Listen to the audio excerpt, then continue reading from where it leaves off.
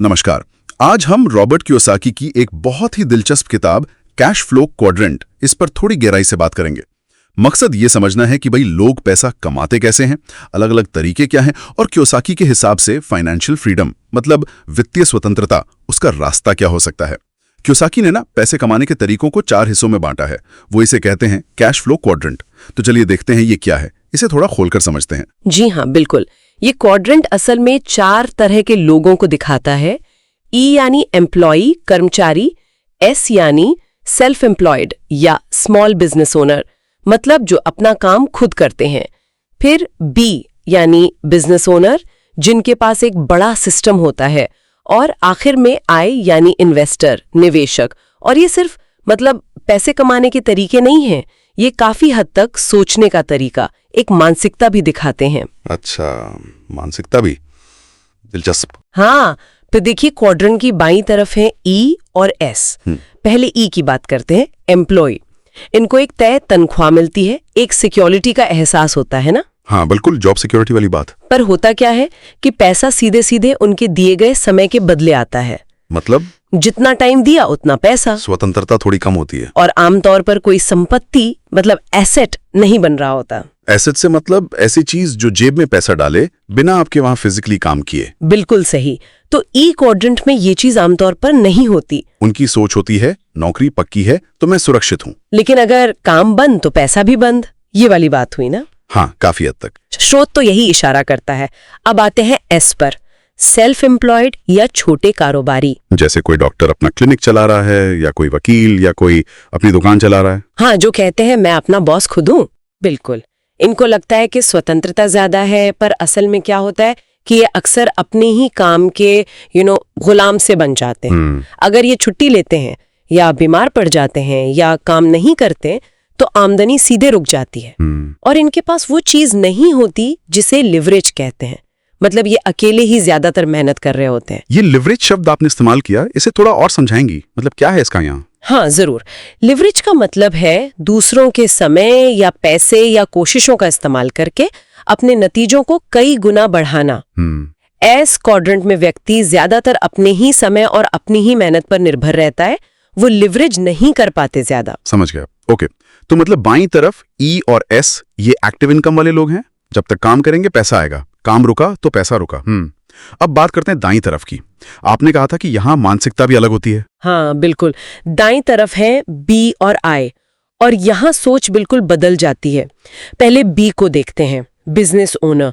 इनके पास एक सिस्टम होता है और लोग उस सिस्टम के लिए काम करते हैं, इनके लिए नहीं, सिस्टम के लिए। सिस्टम जैसे स्रोत में मैकडॉनल्ड्स का उदाहरण दिया है या फॉरएवर लिविंग जैसी नेटवर्क मार्केटिंग कंपनियां, वहां एक बना बनाया जांचा परखा सिस्टम काम करता है। मालिक अगर वहां मौजूद न भी हो तब भी पैसा आता रहता है। क्यों? क्योंकि सिस्टम चल रहा है। अच्छा, यहाँ लेवरेज का भरपूर इस्तेमाल होता है। सोचिए, अगर 100 लोग आपके सिस्टम में काम कर रहे हैं तो आपका समय और पैसा दोनों कई गुना बढ़ जाते हैं, और इससे वास्तविक संपत्ति मतलब एसेट बनता है। समझ गया। तो बी क्वाड्रेंट में फोकस व्यक्ति पे नहीं बल्कि एक चलते हुए सिस्टम पर होता है। और फिर आई यानी इन्वेस्टर। ये वो लोग हैं जहां पैसा उनके लिए काम करता है। पैसा उनके लिए काम करता है मतलब वो अपना पैसा लगाते हैं रियल एस्टेट में, स्टॉक्स में, बॉन्ड्स में या किसी और के बिजनेस में, और फिर वो पैसा और पैसा कमा कर लाता है। ये पैसिव इनकम का सबसे कह सकते हैं शुद्ध रूप है। यहाँ पर आपकी सक्रिय भागीदारी बहुत कम चाहिए होती है। सही मायनों में वित्तीय स्वतंत्रता यही मिलती है। आपका समय पूरी तरह आपके कंट्रोल में होता है। वाह! तो अगर हम इसे समराइज करें, बाईं तरफ ई एस हो गया एक्टिव इनकम, मतलब समय इज इक्वल टू पैसा, नौकरी या खुद के काम पर निर्भरता और सीमित स्वतंत्रता। और दाईं तरफ बी आई हो गया passive income, system is equal to पैसा या पैसा इज इक्वल टू पैसा, संपत्ति पर निर्भरता और असली स्वतंत्रता। ये तो बहुत बड़ा फर्क है, सोचने में भी और नतीजे में भी। बिल्कुल। और इसी से कुछ खास बातें निकलती हैं जो कियोसाकी बताते हैं। पहला, नौकरी से ज्यादा सुरक्षित एक सिस्टम है। ऐसा कुछ बनाइए जो आप सो रहे हो तब भी कमाएं। सिस्टम, नौकरी। दूसरा, लेवरेज की ताकत। टीम और सिस्टम का सही इस्तेमाल आपके अकेले के काम से कहीं ज्यादा, मतलब 10 गुना या उससे भी ज्यादा परिणाम दे सकता है। एस और बी में यही बड़ा फर्क है। Right. तीसरा, फाइनेंशियल लिटरेसी बहुत जरूरी है। सिर्फ पैसा कमाना नहीं, उसे मैनेज करना, टैक्स समझना, अच्छा कर्ज बुरा कर्ज पहचानना, निवेश करना सीखना, ये सब दाई तरफ जाने के लिए चाहिए ही चाहिए। हाँ, ये तो बहुत जरूरी है। चौथा, पैसे के पीछे मत भागो, स्वतंत्रता के पीछे भागो। मतलब ऐसा जीवन जहां आपका समय आपका हो। और पांचवा, स्रोत ये भी कहता है कि नेटवर्क मार्केटिंग जैसी चीजें, क्योंकि वो लेवरेज और सिस्टम बनाने पर आधारित है, कम लागत में बी क्वाड्रेंट में जाने का एक रास्ता हो सकती हैं। सबके लिए नहीं, पर एक विकल्प हो सकती हैं। अच्छा, तो अगर कोई अभी ई या एस में है, मतलब बाईं तरफ है, तो क्या कियोसाकी दाईं तरफ जाने का कोई तरीका बताते हैं? हाँ, एक सुझाव दिया गया है। अगर आप ई या एस में हैं, तो अपनी नौकरी या काम के साथ साथ साइड में एक बिजनेस बी क्वाड्रेंट वाला शुरू करने के बारे में सोचें। इसमें आपको सिस्टम बनाना सीखना होगा, लोगों को सिखाना होगा, और एक और शब्द आता है ड्यूप्लीकेशन। डुप्लीकेशन, ये क्या है?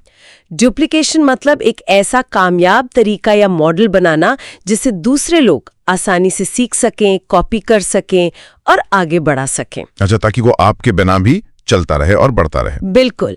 इससे बिजनेस आपके ऊपर निर्भर नहीं रहता, और फिर जब उस साइड बिजनेस से पैसा आने लगे तो उसे समझदारी से निवेश करना सीखें, मतलब आई क्वाड्रेंट की तरफ बढ़ें।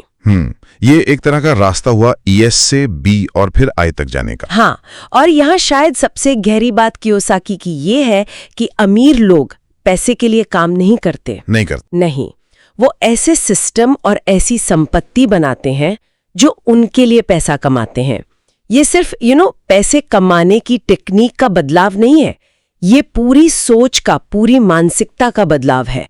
एक कर्मचारी की सोच से निकलकर मालिक और निवेशक की सोच तक पहुंचना। ये तो सोचने वाली बात है। अच्छा, तो चर्चा के अंत में एक सवाल शायद हम अपने सुनने वालों के लिए छोड़ सकते हैं कि असली लक्ष्य क्या है? क्या सिर्फ बैंक में बहुत सारा पैसा जमा करना है, या फिर अपने समय और अपने जीवन पर पूरा नियंत्रण पाना है? बिल्कुल।